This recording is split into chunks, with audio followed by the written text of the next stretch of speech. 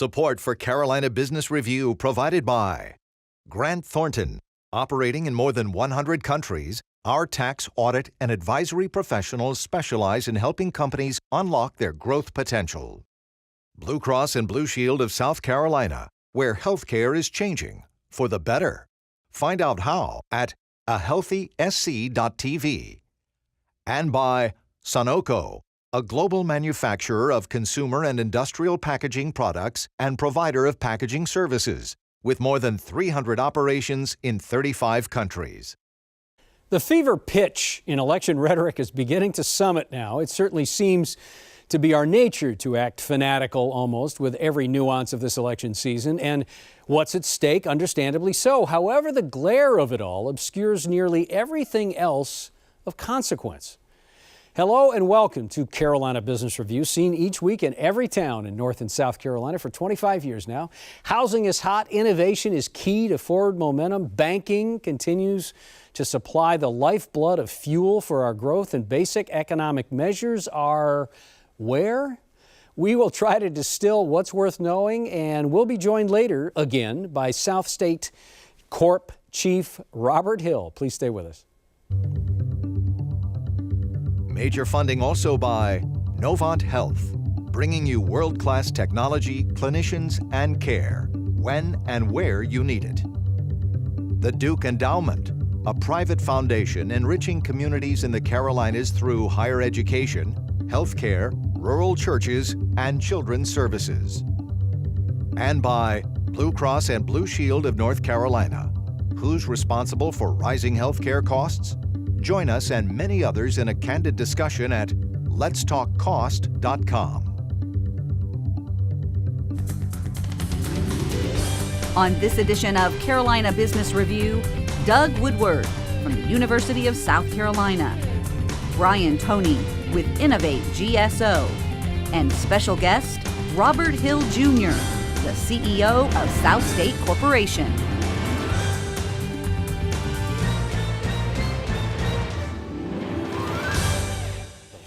Hello, welcome to our program.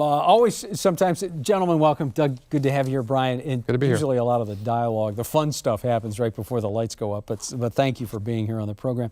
Doug, you know, one of the bright spots in the economy has and continues to be housing prices, and it looks like South Carolina continues to have a more robust growth rate than the rest of the nation. How long do you see the expansion in housing prices, and are we going to start bumping up against what happened in 06 and 07? Well, that's a good question. First of all, this year, 2016, has been great for housing construction. We've seen us really get back to what we would have expected in an early stage of an expansion in the economy, which we haven't had since 2008. You know, we've had an expansion without construction and housing. But it is the major job generator in South Carolina this year, growing at 7%. So we're seeing a lot of construction responding to a much more positive market. We're seeing some appreciation, of course, in mostly the cities, the urban areas, the sectors that are doing well, and people can now get back into the market and buy housing. But you wonder if we're not overextending again, especially in multifamily.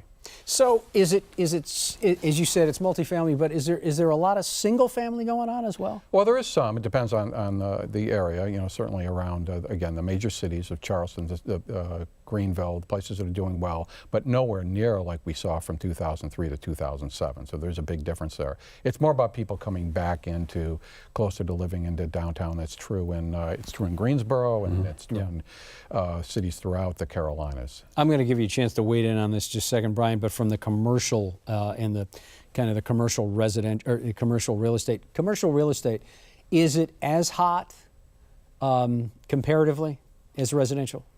No, not as hot. It's been residential. It's been the story this year. Now maybe there'll be a knock-on effect next year. It'll cycle into commercial, but we haven't seen as much commercial in the Carolinas in 2016. In the triad, Greensboro, Winston-Salem, High Point. When you look at the triad, Bryan, and you see coming off the comments that Doug just made about residential, is the Crane Index pretty healthy in your area? I think the crane index is healthy. We see a lot more now than we did a few years ago, and there is this increasing interest in living close to the urban core. You know, whether it's millennials that want to be close to everything, or baby boomers that are moving sort of back in from the suburbs. So that seems to really be driving a lot of growth in our area. That's where the the vibrancy is.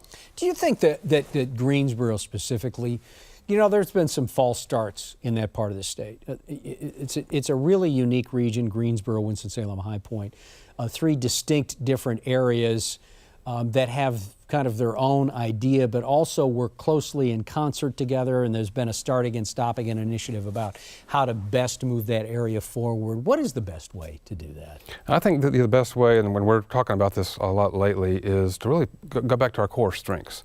You know, and in Greensboro in particular, we're looking at really three areas. One is we're an education hub.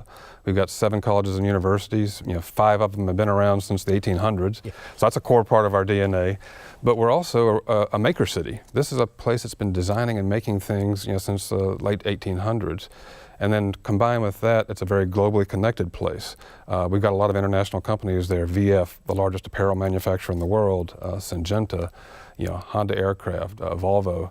So there's some really core parts of our DNA that combined create something that's really special and sort of unique, particularly in Greensboro. So we're trying to, you know, work with that to figure out how do we drive innovation, how do we connect, we're using the term connect the underconnected. How do we get all these folks connected? That includes bringing in the university population at a much greater level than the past, working with our immigrant population, and tapping into some of these strengths that are there that really haven't been branded in an effective way. So working with the immigrant population more than just kind of a flyby comment, but really getting deep, doing a deeper dive to connect those? That's right. Yeah, being very intentional, going into the immigrant population and finding those innovators. So, you know, first of all, the challenge is finding the folks that have the really innovative ideas, connecting them, and then providing those support services to make sure that we can really drive the economy. You know, innovation is the fuel for economies. In North Carolina, a lot of that historically has been in the Triangle area and Charlotte. And so some of the efforts we're working on now through InnovateGSO is to get more people in more cities involved in the innovation economy. You know, Doug, I can't help but compare and contrast what South Carolina has done over the last decade or so around, as Bryan talked about Volvo and Honda Jet and Syngenta and certainly VF Corp. And I think of South Carolina with aerospace. Yeah. How did South Carolina how did South Carolina get that momentum going? Well, it was a long time ago. In the 1960s, it was actually Governor Hollings was the first one that I think recognized that our state really had this significant challenge, given that the textile and apparel industry was going to be threatened by outsourcing. They recognized it back then and put in a strategy in place and have consistently across administrations since that time had a focus on preserving and expanding and diversifying our manufacturing base. And it's been a wise strategy. It should be continuing, hopefully, throughout the 21st century. So Bryan, and I'm not pitting you two against each other, but I'm thinking about that. So Bryan, I think one of the challenges in the triad has been, well, we're going to try some things, and it doesn't bear fruit, so we move on to the next thing. Is there a sense of a patient investment in something over a period of years and decades that will bear fruit for the triad? Yeah, I think that is what's happening in the triad now. I think there is an increasing level of patience and also partnerships. You know, we got everybody on the same page. I think that's been really critical. Understanding, you know, what is the DNA that what are we working with, and really trying to drive forward. And then some of that is not, you know, running away from our manufacturing heritage, but maybe coming back to it a little bit. You know, if we're a place that really it makes things and designs things, let's build that brand. And so I think it really is we're in a sweet spot now where I think we can really move forward. I just want to add, I think it will work in Greensboro too, just like it's worked in South Carolina and will continue to, because we're going to see a lot more reshoring coming. A lot of companies are coming back. They're opening up factories here where they had offshored in the last 30 years, and largely that's driven by automation. Automation might not generate as many jobs, but they want to be closer to the market, and the Carolinas are a good place because of our existing manufacturing cluster. So unit labor costs usually drive those kind of dialogues, though, don't they, Doug? They won't anymore. No. It's where's the market? The U.S. is still the largest, most lucrative integrated market in the world, and manufacturers want to be here. When they look for a location within the U.S., the Carolinas are very favorable. And this is not leading you on this, Bryan, but is that an intentional part of the strategy? What Doug just Definitely an intentional part of the strategy, and we've got the logistics infrastructure already in place. Yeah. So when companies do locate here, it's very easy to get your products, moving up and down the East Coast or through the whole eastern half of the U.S. And it's becoming an increasingly attractive place for overseas investors. We're seeing a lot more FDI and foreign direct investment. Just in the last couple of years, we had a Belgian company open up their North American headquarters, a furniture manufacturer in High Point. And they picked High Point because of some of these same factors. Now, is it going to create 1,000 jobs? No. But you get enough of these, and it'll work. And I think this is a trend, reshoring back into the U.S., into the Carolinas. So we got about 30 seconds. So you think this theme of reshoring is going to be reoccurring? Yes, I do. I'm very optimistic about it, but except it won't generate the jobs. We will see big capital investments with a lot fewer jobs, but we'll take them. Yeah, I think and the big factors are the time to market. You can get your products out there to the market much more quickly. Quality, and I think that's, so the labor costs are just less of a factor now with automation. Guys, stay with us. We're going to bring our guest on in just a moment. Next week on this program, he is the director of the South Carolina Department of Revenue. Rick Reams will join us talking about all things around budgets in South Carolina, the Palmetto State's budget. And then, speaking of budgets, very soon, Andrew Heath, who is the North Carolina budget director, follows on the heels of Lee Roberts, who was in the job for a little over a year. Andrew Heath will be on our program, North Carolina budget director, joining us. It seems appropriate that our guest's career arc is a lot like the legacy of banking itself in the Carolinas, starting smaller with local community banks and trusts in different towns and subordinate positions, and then being caught up in consolidations and mergers to form much larger, efficient organisms. Now he leads the largest bank holding company based in the Palmetto State. We welcome South State Corp. Chief Executive Robert Hill. Robert, welcome back. Chris, thank you for having me. I love your show and enjoy being a part of it. Thank you, Robert. Robert, somebody said to me, and this was a very compelling, it was almost a flyby comment that I had to listen closely again and get. It was a senior executive at a major bank said to me, and I wrote it down, it was a he, and he said the low cost of funds, meaning low interest rates, I know you know this is going to mean, he said cheap money right now is like financial crack. It has been so expansionary in so many ways that I'm worried it's not going to end well. Do you think it's not going to end well having cheap money for this long? Well, it's an interesting comment. I remember pre-financial crisis, an executive at a major bank saying that the housing creation and housing construction and the mortgage volume was the kind of the crack of the economy, and that didn't end well. And typically any overstimulation in our economy creates an imbalance. And I think that there was a time for low interest rates. There was a time that our economy was in a hole. It needed to regain its legs. It needed to gain some momentum and strength, but we're clearly there now. And as the economy is normalized, it's time for interest rates to normalize as well. And if we don't take those steps to normalize interest rate, I do think the end result will not be positive. Do you think, it's not going to be the right way to say it, Robert, but I think you're going to understand. Do you think that the Fed should go ahead and move with artificial rates and the market will follow? Are we missing an opportunity to do something here? Well, I think that there's a lot of liquidity in the marketplace. So I think even with Fed movement that interest rates are going to be low for a long period of time. We're just in more of a global economy today than we've ever been. There's more liquidity in the economy today than there's ever been. However, the Fed rates of 25 to 50 basis points and inflation at 1.5 or 2%, even though we're below the benchmark of the Fed's policy, we're still significantly below inflation in terms of interest rates and really low by historical standards. Mm-hmm. Doug?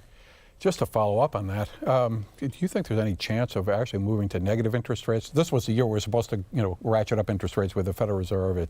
Brexit happened, and then they put that off the table. And it seems like now the rest of the world is still keeping this very loose monetary policy, even negative interest rates in Europe and in Japan. What would be the implications of that here? Do you worry about that?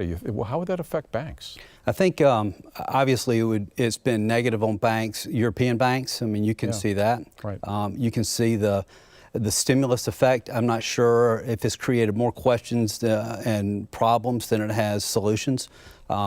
I personally believe, while I never say never, after the financial crisis, you never know exactly what will happen. I just think we're a long way away from negative interest rates. Here in the U.S., The United States economy is very solid and clearly building momentum. The Southeast, the Carolinas in particular, is on very sound footing.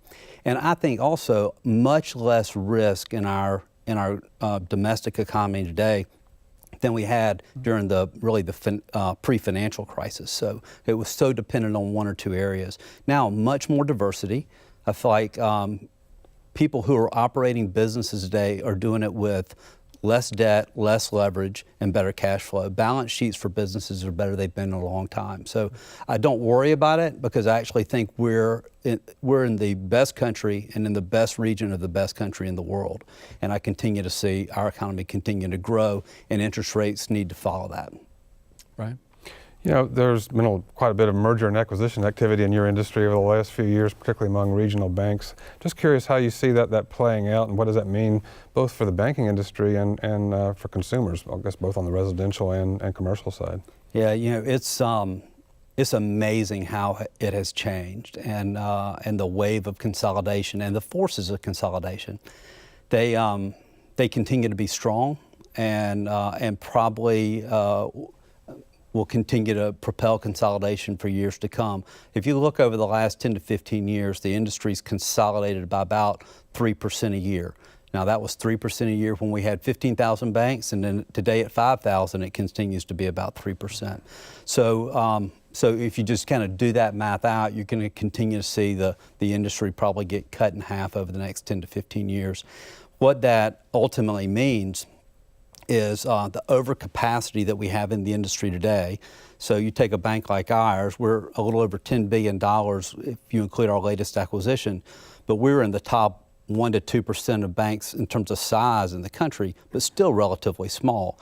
So you have all these small companies that are going to have a very difficult time with the regulation that's being pushed down, and also the technology expenditures, and it's going to be harder for them to compete, and the forces of consolidation will continue to shrink the industry. Yeah, so you're talking about the compliance to Dodd Frank, the 2010 federal law Dodd Frank. I am. And I want to read something to you. I know you probably know this all too well, but between 2015 and 2016 alone, Robert, compliance costs rose by more than $10 billion, which was an increase of 50% for banks. This is a big cost to you, to other banks. How prohibitive is this going to be as Dodd Frank isn't even completely applied? So when Dodd Frank is full steam ahead, what happens to banking? Well, I think about it in any company. So when Dodd Frank is fully written and all the supporting documents and interpretation of the laws is fully prepared, it's about 30,000 pages. So think of any company that you would come in and drop 30,000 page of legislation on, of the stifling impact that can have. And that's what the banking industry is trying to digest right now.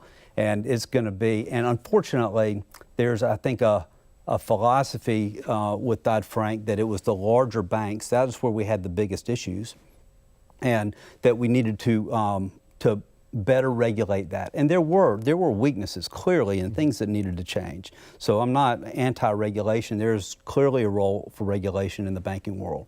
But the trickle-down effect and the cost is meaningful. And it's going to force the lower end, $1 billion, $2 billion and less banks, it's going to force consolidation on that end. And then for a company like ours, we just did an acquisition to take us over $10 billion. So when we went over that incremental dollar from $9.999 billion to $10 billion, the direct cost to us was $15 million a year. So you've got to find efficiencies and cost saves to be able to offset and swallow that kind of expense overhead. Do you think the pendulum has swung way too far toward the regulatory compliance side? I think that it's just human nature to when you have something like the financial crisis to try to correct, to make sure it doesn't happen again. And I think clearly the pendulum has swung too far. I think more importantly, though, I think it's distracting us from really probably what the next crisis is. Because there's less risk in those areas that called the last crisis. But I'm more focused on what's down the road and what is the next crisis. And to me, it's things like the payment system. So the payment system 100 years ago is, everybody would meet in Charlotte and all the banks would trade checks and you knew who had the funds and that's how you traded. Well, today, you think about the payment system and how diverse it is and how much of it is moving outside of the banking system. Not unlike what happened to the mortgage area. A lot of it got done outside of the banking system. So you're not talking about fraud, you're just talking about non-traditional ways that cash has moved through our banking and finance system. That's exactly right. And so to me, compliance, fair lending, Dodd Frank, all those things, not that they're not important, there's certainly portions that are, but I'm not sure we're really focused on the risks that are ahead. And to me, the risks that are ahead are, I think of our payment system much like our utility system, is it delivers energy everywhere, right? Well, the payment system delivers the monetary value everywhere. And if the utility system or the monetary system was ever disrupted, then we'd have some major problems. And that's where I think we are so much as an industry trying to swallow this 30,000 pieces of legislation that we're maybe not focused on what lies ahead. Doug? Yeah, earlier you said that we here in the Southeast are in the most dynamic part of the world's most dynamic economy. And you have a very strong presence throughout the Southeast here. What do you see as really hot right now in terms of regional, local markets and sectors? Yeah, on the low interest rates, I think because of the low interest rates, commercial real estate has been very strong because it just makes the cash flow of the projects work better. So I think back to the addictiveness of that is what's the true value of that investment when you've got an artificially low interest rate, or cap rates at the right level, or investment returns at the right level. So overall, commercial real estate has certainly been strong. The segment inside that concerns me probably the most is multifamily. It's multifamily is ahead of where it has been by any historical standards. I do think there's a shift in younger population wanting to maybe rent before they own, but multifamily's been mighty hot, and I think it probably needs to cool down. And then construction overall, just commercial construction. People were building, people were investing. That part of our portfolio grew really nicely during the second quarter. We have about a minute and a half left, Bryan. Yeah, and talking about the Carolinas economy, are you seeing any particular industries that are really getting some momentum right now? We've talked about real estate, but are there other areas where you see some real bright spots for the Carolinas? Yeah, I would say maybe not industry, but let me just talk about size. Is you've seen the major investments that you guys talked about earlier: Boeing, BMW, Volvo, Mercedes, and the impact that is having is a ripple effect in the middle market. So what we're seeing is positive or negative? Very positive. Yeah. Companies with sales of $20 million to $100 million that have 100 people to 500 employees. That segment of the economy, those businesses are stronger than they were pre-financial crisis, strong balance sheets, good cash flows, less leverage, and are really well positioned. And that is ultimately, the Boeings, BMWs of the world are great, but that segment of the economy is critical to moving us forward. And to me, in the companies that we see, which is a lot of them, is fairly strong. We've got less than a minute. Do you see the huge size of Bank of America and Wells and J.P. Morgan? Does this give you an opportunity to fly in below the radar? Oh, absolutely. Yeah, it was we had 16% growth in the second quarter, and I'd say the bulk of ours has been movement in our loan growth has been movement in the middle market and having a relationship with a bank that one has the size and capacity from a technology and lending capability to support those companies, but also the quality of the banker and the closeness of the decision maker to make those things happen. So yeah, we've certainly seen it's just easier over 3 states and with a few thousand people to implement a plan than it is over 50 states with hundreds of thousands of people. Yeah, Robert, thank you. Congratulations on some pretty good growth there. I know everybody's watching, and I know you'll continue to do well. And thanks for being on the program. Thank you for having me. Yeah, good to see you. Bryan, welcome, and good luck up in the Triad with that Innovate South Carolina, Innovate North Carolina. Thank you. Yeah, and Doug, always nice to see you, Dr. Woodward. Great to be here. Thank you for being here. Thank you for watching our program. Until next week, I'm Chris William. Hope your weekend is good. Good night.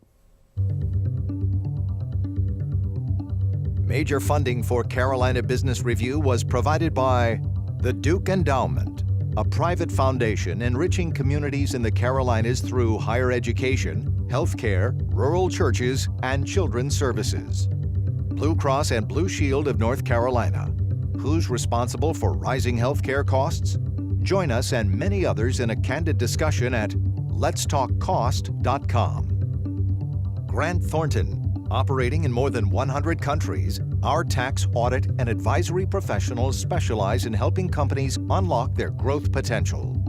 Novant Health, bringing you world-class technology, clinicians, and care, when and where you need it. Sunoco, a global manufacturer of consumer and industrial packaging products and provider of packaging services, with more than 300 operations in 35 countries. Blue Cross and Blue Shield of South Carolina, where healthcare is changing for the better.